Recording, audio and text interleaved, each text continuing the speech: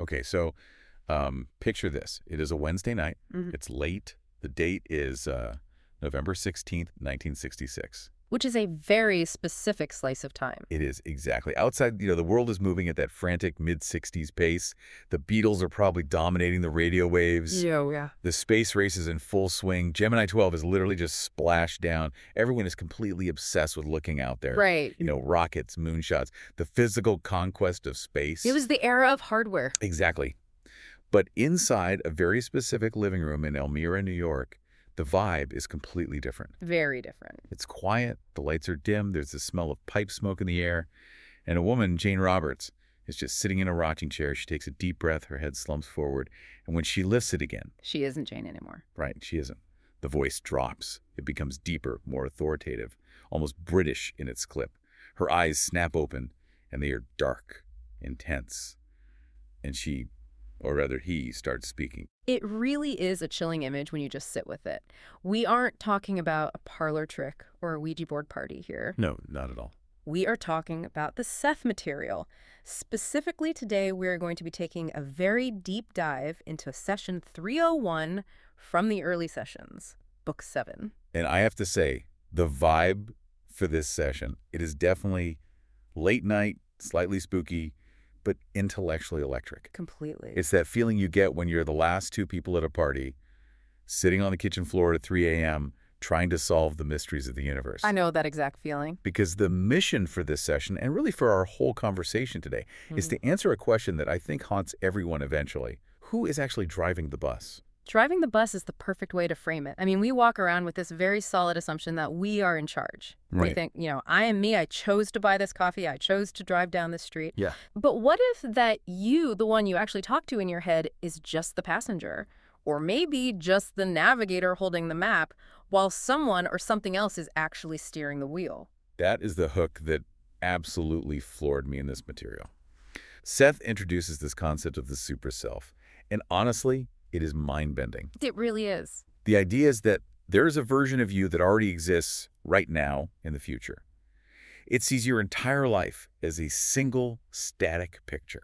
And the part that really challenges the ego, the super self thinks the walls in your house are just vague ideas. I looked at my living room wall this morning and literally thought, you liar. It changes your relationship with drywall, for sure. It redefines identity entirely.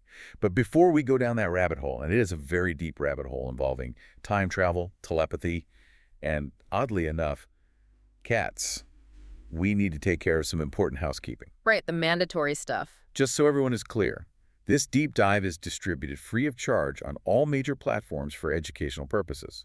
We aren't selling crystals, we aren't selling memberships, we are here to explore ideas. And it is crucial to give credit where it's due. All the concepts we are discussing today come directly from the Seth Material, which is published by the New Awareness Network. Absolutely. If your mind gets blown today, and if we do our job, you shouldn't just take our word for it. You really need to go to the source. Seriously. Go to sethcenter.com/the early sessions. Buy the books, study them. We are just skimming the surface of what is essentially a library of the cosmos. Okay. Disclaimer done. Let's get back to that living room in 1966. Let's set the context a bit more because I think it's important for you listening to understand. Jane Roberts and her husband Rob weren't just sitting there blindly accepting this. Right. They were actively testing it. I think people forget that part. They think of channeling as this entirely passive thing. Mm-hmm. But in this session, they're actually doing envelope tests. Exactly. Rob would clip articles from the newspaper, put them in sealed envelopes, and ask Seth, through Jane, to describe what was inside. Which is wild. In this specific session, there are references to clippings about the Skidmore Day Student Council elections and the Feinberg Law. It's such a weird juxtaposition. Yeah. You have this entity talking about the nature of God and the structure of time, and then pausing to say, oh, by the way, inside that envelope is an article about a student council election. It grounds the spooky metaphysics in something concrete. They were trying to prove that consciousness isn't limited by physical eyes. If the super self can see through an envelope, maybe it can see through time. Well, let's start with the first big concept Seth drops in this session. He starts by talking about action. Now, usually when I hear the word action, I think of movement. Sure. I think of running, jumping, a car, chasing a bad guy. That's the standard definition, displacement in space. Right. But Seth seems to have a real beef with that definition. He says action and consciousness are forever bound together. He's saying you can't have one without the other, but he goes much further than that. He argues that what we perceive as action, that physical movement through space, is just a tiny microscopic glimpse of what is really happening. Mm-hmm. He says, on a conscious level, you perceive less than this. Less than what? Less than the total reality of the action. Imagine you are standing in a pitch black room. Yep. It's a massive warehouse filled with objects, furniture, art, machinery, but you are holding a tiny pen light, a weak little flashlight. Okay, I'm in the dark. You shine the light on a chair. You see the chair. You say, reality is a chair. Then you move the light to a table. Now reality is a table. Then you move it to a vase. To you, action is just the movement of that light from the chair to the table. Because that's the only change I can actually see. Exactly. But the room itself, the warehouse, it's all there, all at once. It's not moving. The only thing moving is your focus.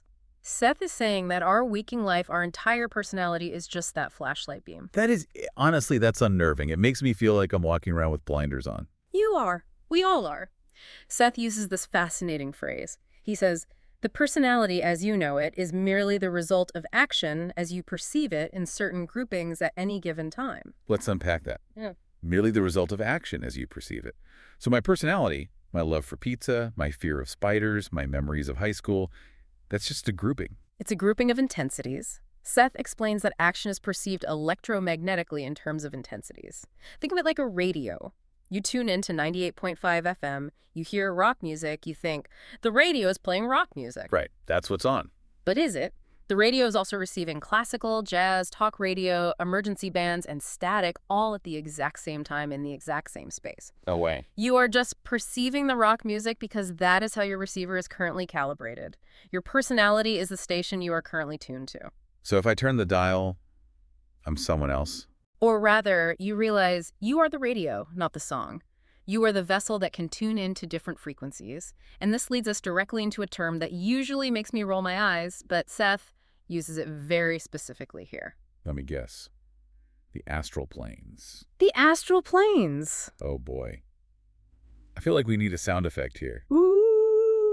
Yeah. It just sounds so 1960s B-movie sci-fi. It really does. And honestly, Seth seems to know that. He treats the term with a bit of distance. He knows it carries baggage. Yeah. He says these aren't magical, separate heavens or hells. He debunks the mysticism a bit. Yeah. He says they simply represent realities with which you are not consciously familiar. That's a much more grounded way to look at it. It's not a place you fly to with ghost wings. It's just a reality we don't have the password for yet. Or a station we haven't tuned to. And the defining feature of these realities, according to this session, is how they treat time. This is where it gets incredibly trippy. Okay. Seth says they span the distortions of your time elements. Span the distortions.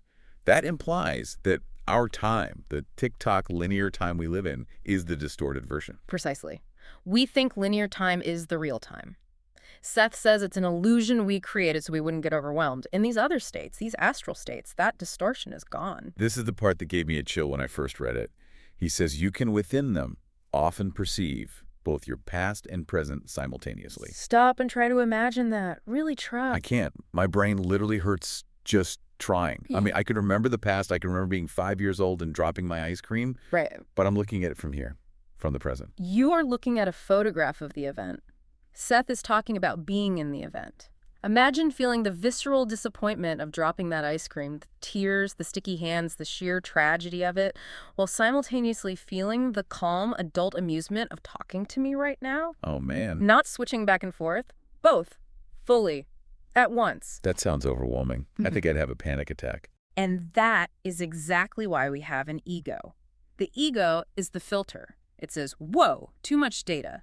Let's just look at the ice cream first, then the deep dive conversation. That makes sense. But Seth says this simultaneous perception is always a characteristic of the whole self. The whole self. The real you. The whole self handles this data stream effortlessly. It's only the ego that needs the one thing at a time rule to actually function. So when we dream, or when we have those weird moments of deja vu, or when we get a sudden flash of insight, is that the whole self's taking the blinders off? Precisely. Seth says, at various times, more of the abilities of the whole self intrude, so to speak, upon the ego system. I love the word intrude there. It sounds aggressive, Yeah. like a landlord using a master key. It implies the ego is trying desperately to keep the door shut. I'm busy organizing my linear timeline. Go away. Right. And the whole self is just barging in like, hey, look at this. Look at the whole picture. Look at everything that ever happened to you all at once. Enjoy. Right. And usually we wake up sweating or confused because our little linear brains just can't compute the download. But this concept of the whole self isn't even the top of the food chain. This leads us to the real star of the show for this session. Enter the boss, the Supraself. The Supraself. I have to ask, though, is Supraself just a fancy word for soul? Or higher self? It's related, but Seth is very technical. He describes the Supraself as a psychological organization system. Think of it less like a ghost and more like a corporation. Okay, I'm listening. If the ego, the you that's talking to me right now, is the middle manager trying to keep the paperwork in order and make sure the coffee machine works in the break room, I feel seen. then the Supraself is the CEO on the top floor. The CEO isn't worried about the coffee machine. The CEO is looking at the entire market trend for the next 10 years. The CEO sees the other branches of the company, your past lives, your dream selves, your probable selves. So the Supraself isn't just you, but smarter. It's a collection. Yes. Seth says it is the identity, the whole identity, of the various portions of the self that operate within various systems. It is the container for all of them. Okay, here is where it gets really interesting, a little spooky. Seth makes a claim about this Supraself that just stopped me in my tracks. Let's hear it. He says, to this Supraself, of course, your ego future could be easily viewed. Of course. I love how casual he is about it. Like he's saying, of course water is wet. But let's really sit with the implications of that for a second. There's a part of me right now when I'm recording this that knows exactly what I'm going to say in 5 minutes. Yes. It knows if I'm going to trip on the way out of the studio. It knows where I'll be in 10 years. It knows how I die. It knows the whole script. Does that comfort you or terrify you? Because part of me feels like if the script is already written, why am I bothering to act it out? Am I just a puppet? That's the classic philosophical trap, determinism versus free will. Yeah. But Seth's view is much more nuanced. He doesn't say the future is fixed like concrete. He says it is viewed. That's the difference. Think of the Supraself as a master chess player or even a GPS system. The GPS sees the destination. It sees the traffic jams. It sees the clear roads. It knows that if you turn left, you'll get there in 10 minutes. If you turn right, you'll hit construction. The view exists. But you, the driver, still have to turn the wheel. So the Supraself sees the potentials. It sees the potentials as realized facts, yes. But you are the one navigating through them. It's like watching a movie when you've already read the spoilers. You might get scared during the horror scene, but deep down you know the main character survives because the script is already written in the Supraself's office. That's a beautiful way to put it. It removes the existential dread. You can't really get lost. The map is already drawn. But Seth adds another layer to this that I found really practical. He says the Supraself isn't just watching, it's a model. He says there is an inherent knowledge within each individual of the Supraself's existence, and its image is indelibly imprinted. An imprint, like a watermark on our soul. Exactly. And here is the aha moment for me. You know how we all have this nagging drive to be better, to learn more, to be kinder, to be more capable? Yeah. We usually think we are striving towards some abstract societal ideal, like I should go to the gym because Instagram models do. Right. External pressure.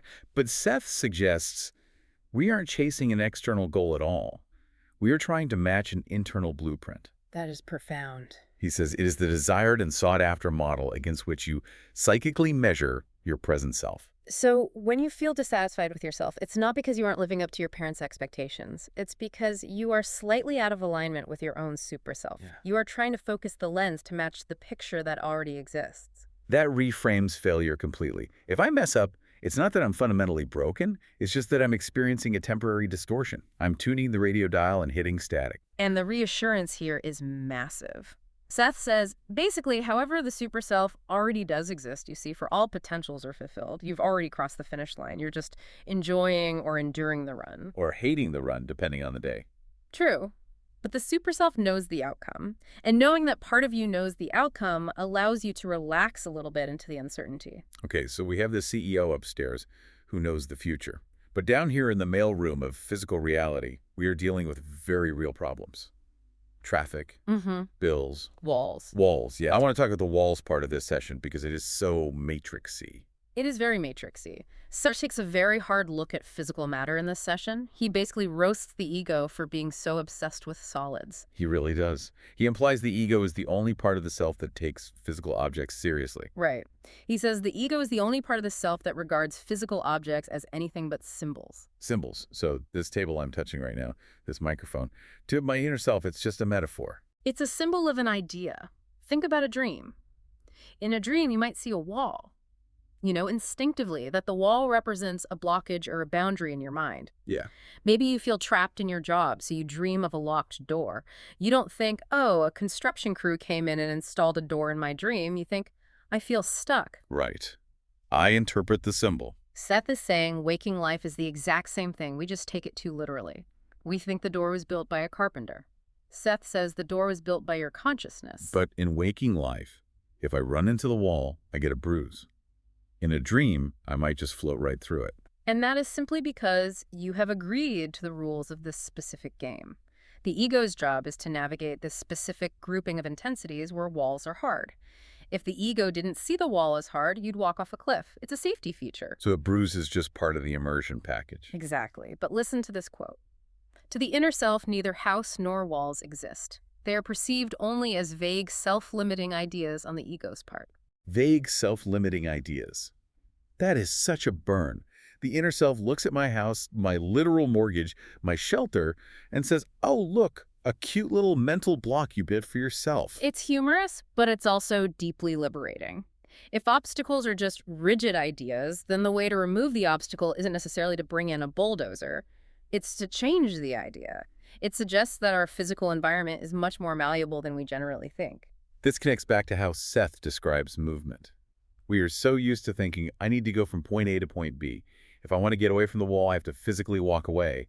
But Seth says that's not how it works at all. No. He says to perceive more of action immediately involves mobility, and I am not speaking in terms of space.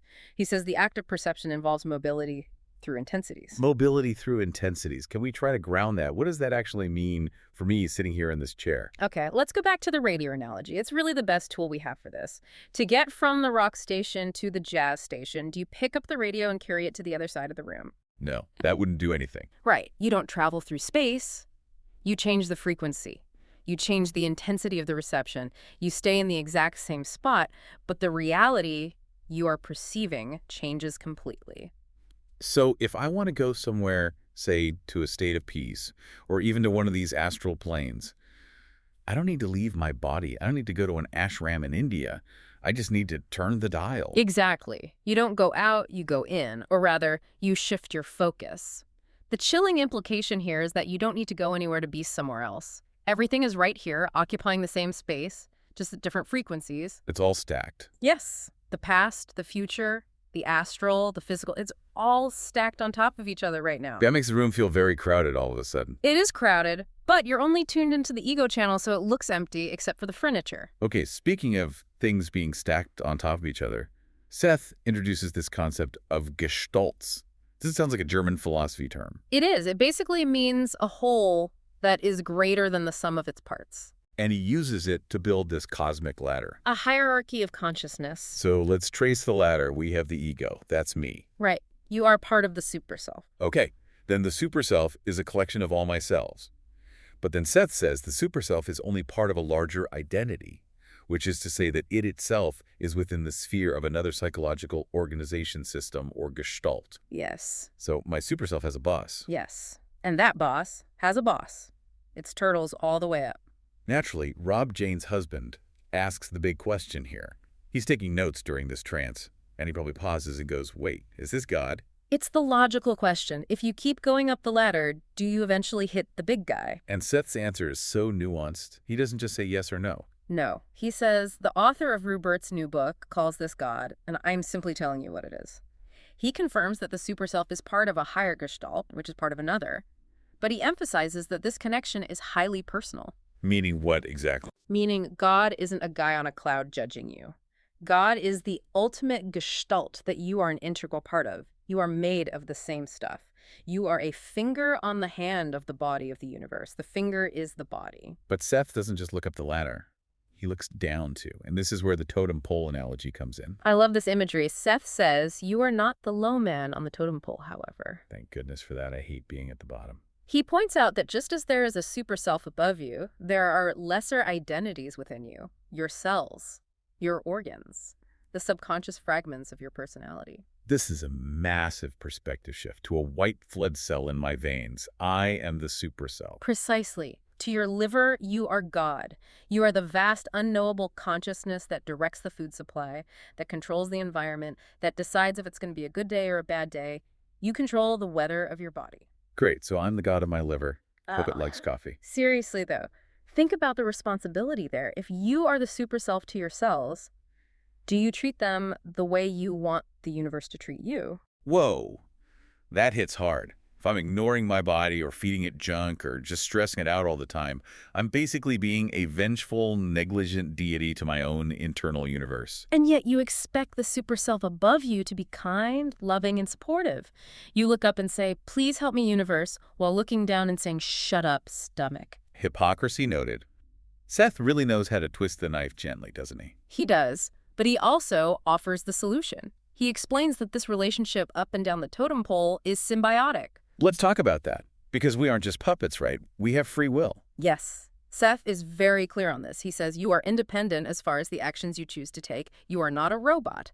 But, he says, the super self operates for your benefit automatically. Your benefit is its benefit. That's incredibly reassuring. It's not a zero-sum game. If I win, the super self wins. If my liver stays healthy, I stay healthy. It's a chain of mutual success. And he mentions practical ways we access this help, dreams and projections. He says the super self, under certain conditions, is made known to you, sometimes in dreams. And he also mentions creativity. Creativity. Yes, he says largely due to its abilities are the creative processes used, but hardly understood by the ego. I think every artist or writer knows that feeling. When you get that Yeah. sudden flash of inspiration, that song melody, that solution to a coding problem, that perfect sentence, and you think, where did that come from? It didn't come from the ego. The ego is a filing cabinet. It only has what you put in it. The super self is the internet. It has access to everything. That creative flash is the super self dropping a care package on your doorstep. It's the download, the muse. Exactly. The ego thinks, I made this. The super self is just winking and saying, sure you did, kid. Sure you did. Now, I want to take a slight detour to talk about the context of these sessions again, because it's easy to get lost in the philosophy and forget the setting. We mentioned the envelope tests earlier. Right. I think it's important to emphasize why they were doing that. They were skeptics. Or at least they were rigorous in their approach. They didn't want to just produce nice thoughts. They wanted proof.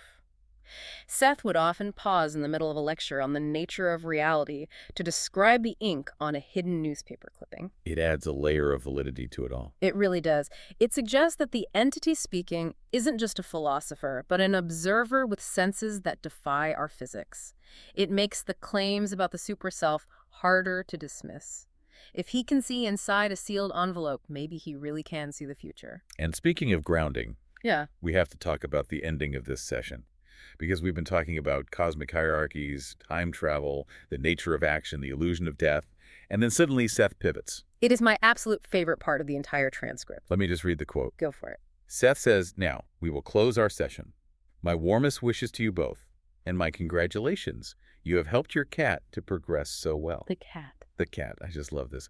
We are floating in the astral plane, discussing the architecture of the soul, and Seth is like, by the way, good job with the kitty. It's so disarming. But it serves a purpose. It shows that this high intelligence, this super self-level voice, isn't detached. It's not so big that it can't see the small things. In fact, it cares deeply about the small things. It grounds the spooky metaphysics completely. It's a reminder that while walls might be illusions, the love you have for your pet is real. The super self cares about the structure of the universe and whether your cat is happy. And maybe, just maybe, the cat is a lesser identity that they're helping, just like the super self helps them. It brings the whole totem pole concept right into the living room. You are the god to your cat. Treat them well. Exactly. It's not just about you climbing the ladder to God. It's about being a good God to the things below you on the ladder. So let's bring this deep dive in for a landing. We've covered a lot of ground, or I should say we've shifted through a lot of intensities today. What are the big takeaways for you listening right now, whether you're driving home or washing dishes or just laying in the dark? First, realize that you think you are the ego is just a front man. You are actually a supraself, a massive, timeless identity that is currently experiencing a brief glimpse of physical action. Second, walls are just ideas. Obstacles are just rigid thoughts. If you want to move, you don't need to travel through space. You need to shift your intensity. Tune the radio to a different station. Third, you are never lost. Your future is already known to a part of you. You are striving to match a blueprint that is already imprinted in your soul. And fourth, you are part of a massive cosmic team, a gestalt. You have support from above, and you have responsibilities to the lesser identities below you, from your cells all the way down to your pets. It's a view of the universe that is interconnected, purposeful, and strangely comforting, even if it is a little spooky. So here is a final provocative thought to leave you with. We talk about how we are the God to ourselves. We want the universe to listen to us, to help us, to hear our prayers. But what? if you are the God to the cells in your body, does that mean your cells are praying to you right now? Oh, that's good. That's really good. And are you listening to them the way you want the universe to listen to you? When your knee hurts or your stomach rumbles, is that a prayer? And how do you answer? With annoyance. Shut up, knee. Or with the benevolence of a loving superself. That is something I'm going to be thinking about all week. Be the God you want to see in the world, starting with your own liver. Me too. All right. That's it for this deep dive. Again, this was based on session 301 from November 16, 1966. If you want to go deeper, and you really should, visit sethcenter.com, the early sessions, buy the books, support the publisher, New Awareness Network. They are keeping this material alive. Absolutely. It's a treasure trove. Thanks for listening. Keep your intensity high and your walls flexible. See you in the dream state.